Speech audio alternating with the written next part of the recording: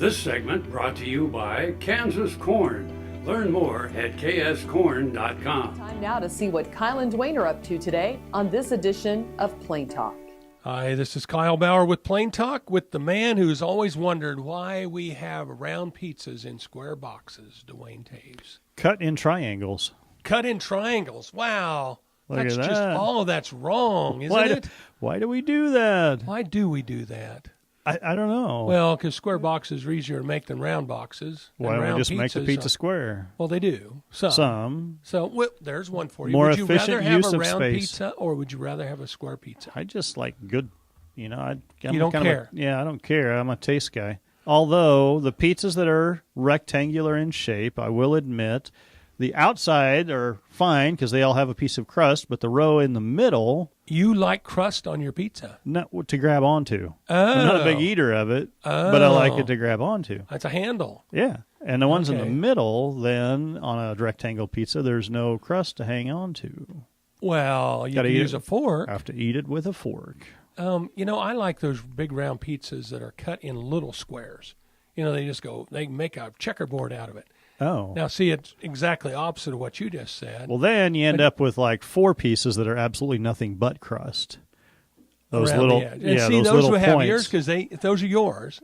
There's nothing to eat. Because they have a good handle. I got They have a nothing- good I handle. got nothing to eat. Good handle. One bite. Yeah. It's Well, over. I like to try different pizzas. Yeah. And so when there's those little pieces, I can have Then you more can pieces. have more kinds. More kinds. Speaking of food, Uh-huh. your fact or fiction question of the day, Kyle Bauer. The Japanese prefer to eat chicken and shortcake on Christmas. Fact or fiction? Well, I didn't know there was very many Christians in Japan, which therefore you wouldn't have Christmas. I'm going to go with fiction. That says it's true. Okay, well, there's some Christians there, so.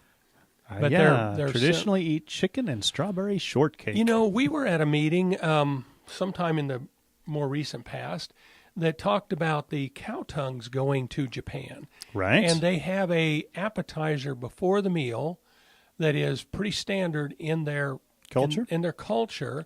Okay. And that tongue is served regularly in that. Suppose is it like cubed and you use toothpicks or? I don't know that, but they pay a good fee for tongues. And at that meeting, we were quoted $5 a pound. Mm-hmm. And it's like, so then I looked over at you and I said, so Duane, if the Japanese weren't buying those cow tongues, how much would you pay for a cow tongue? I said about 80 cents. And I think that was pretty much, and that's just to take it home for cat food. Right. And that is tough cat food. Yeah. I mean, if you threw a tongue out I to a wonder cat, about they'd eat the for a latest craze, the pressure cookers, Mm-hmm. the electronic pressure cookers Mm-hmm. that a lot of people are getting into. I wonder if tongue would be something that would benefit from cooking in that manner. week. You've had tongue.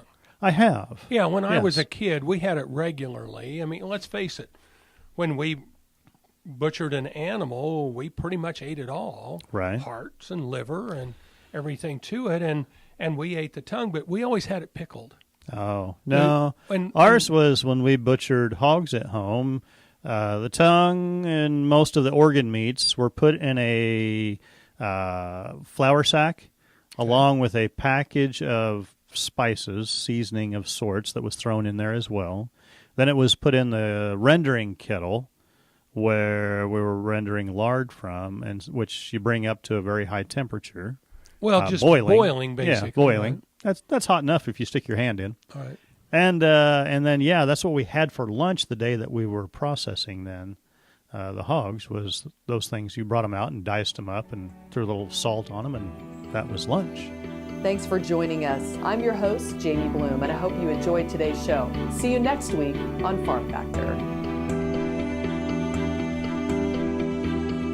Closed captioning brought to you by Ag Promo Source. Together we grow. Learn more at agpromosource.com.